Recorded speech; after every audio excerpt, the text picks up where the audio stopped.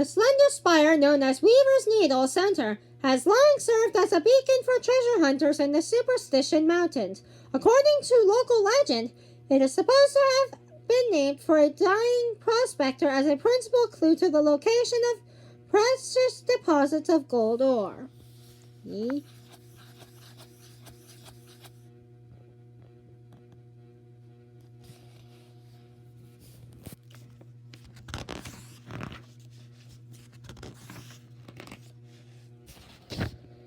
Having defied the astronomical odds against its survival, the sakura has reached the state of magnificent maturity. Over 130 years old and 30 feet tall, its branches emerge about 1/3 of the way up its trunk. Look how tall this cactus is.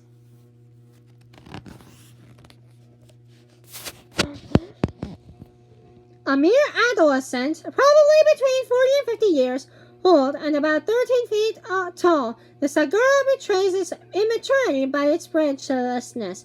The slow-growing species rarely produces arms before the age of 75, and a saguaro growing in a poor site may remain branchless throughout its long life. Cotton-like blobs and supple spines identify a youthful saguaro or recent growth of an older plant. The blobs, which dry as the tissue beneath matures, provide shade for the soft young skin. The spines, which stiffen with age, ward off would-be nibblers and help temper desiccating winds. See that? These look like spiders. That's a tall cactus.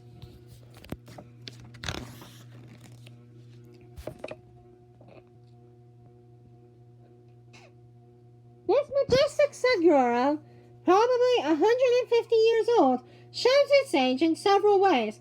It soars nearly 35 feet from a base about 2 feet in diameter, dimensions rare in plants less than 130 years old. Its glistening skin, whose waxy surface reduces moisture loss through evaporation, is mottled with brown, and many spines on its lower trunk have atrophied and fallen off. That's an old cactus.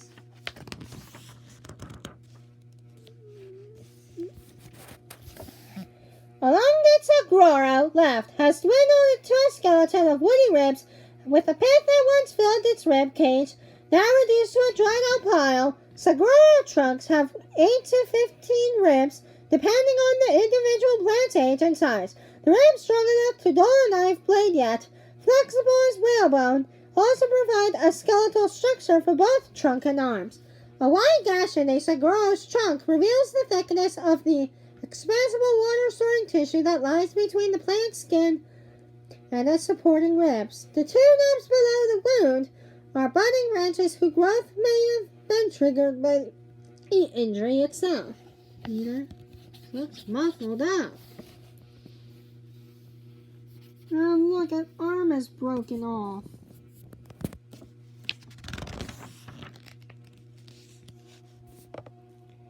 A saguaro forest covers a bajada, or rocky slope. The giant cacti grow best on such slopes. Rugged hills above provide them with the runoff of frequent rains and protect them from strong winds. As the slope levels out background, the saguaros give way to ironwood and mesquite, plants better adapted to the drier, sandier flats. And all these cactuses.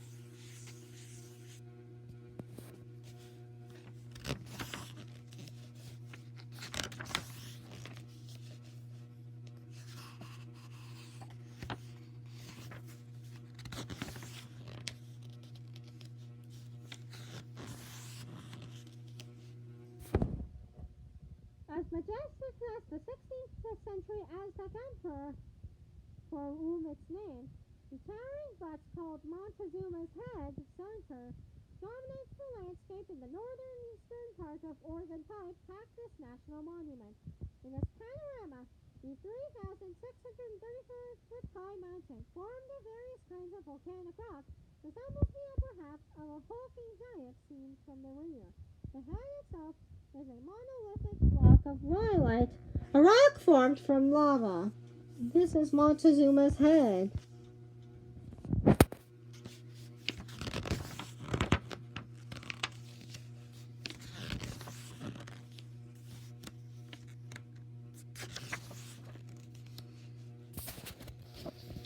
A long familiar landmark of Oregon pipe cactus